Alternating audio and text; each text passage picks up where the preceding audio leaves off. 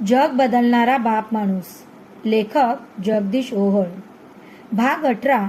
अमेरिकेत statue of equality. अमेरिकेतील वॉशिंग्टनपासून 35 kilometre अंतरावर असणाऱ्या मॅरीलँड राज्यातील अकोकिक या शहरामध्ये 13 एकर जागेवर डॉक्टर बाबासाहेब आंबेडकर आंतरराष्ट्रीय केंद्र उभारून तेथे 14 ऑक्टोबर 2023 या ऐतिहासिक दिनी डॉक्टर बाबासाहेब आंबेडकर यांच्या भारताबाहेरील जगातील सर्वात उंच 19 फुटी पूर्णाकृती पुतळ्याचे उद्घाटन करण्यात आले. विशेष म्हणजे हा डॉक्टर बाबासाहेब आंबेडकरांचा अमेरिकेतील हा 5वा पुतळा आहे. याआधी भारतबाहेर विविध देशात पुतळे उभारले गेले आहेत. त्यात पूर्णाकृती पुतळ्यात हा 8वा पूर्णाकृती पुतळा आहे. धम्मचक्र प्रवर्तन दिनी अनावर करण्यात आलेल्या या पुतळ्याला अमेरिकेतील बांधवांनी स्टॅच्यू ऑफ इक्वॅलिटी असं नाव दिलं आहे.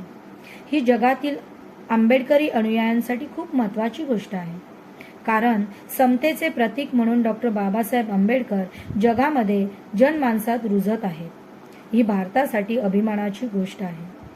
अशा प्रकारे 21व्या शतकामध्ये जग अतिशय वेगाने तंत्रज्ञानाच्या विश्वात पदार्पण करत असताना जगाला समतेचे प्रतीक म्हणून डॉक्टर बाबासाहेब आंबेडकर हे आपले वाटतात, जवळचे वाटतात आणि आपल्या नजरेसमोर हे समतेचे प्रतीक असावे म्हणून डॉक्टर बाबासाहेब आंबेडकरांचे भारताबाहेर अमेरिकेसारख्या महासत्ता असणाऱ्या देशात पुतळे उभारले जातात. ही प्रत्येक भारतीयासाठी गौरवाची गोष्ट आहे. तसेच 14 एप्रिल 1923च्या भीमजयंती पर्वामध्ये आकाशातील एका ताऱ्याला डॉक्टर बाबासाहेब आंबेडकरांचे नाव देण्यात आले आहे. तर भारतात हैदराबाद येथे 14 एप्रिल 2023 रोजी 125 फुटांचा भव्य दिव्य पुतळा उभारण्यात आला आहे. 11.4 एकर जागेवर हे स्मारक निर्माण केले असून तेथे ग्रंथालय, संग्रहालय, कॉन्फरन्स हॉल आदी महत्त्वाच्या वास्तू उभारल्या आहेत. हे सगळं 21व्या शतकामध्ये घडत असलेले बाबासाहेबांच्या बाबतीतलं चित्र पाहिल्यानंतर लक्षात येतं की कालपर्यंत ज्याच्या पुतळ्यांची विटंबना करण्यासाठी अनेकांचे हात शिवशिवत असायचे, त्यांचा तिरस्कार केला जायचा, तेच बाबासाहेब आता प्रतीकांच्या माध्यमातून इतक्या उंचीवर पोचलेले आहेत की विटंबना करणारा तिथपर्यंत पोचणं अशक्य झालं आहे.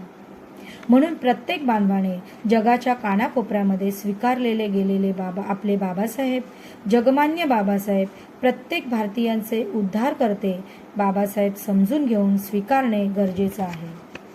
धन्यवाद.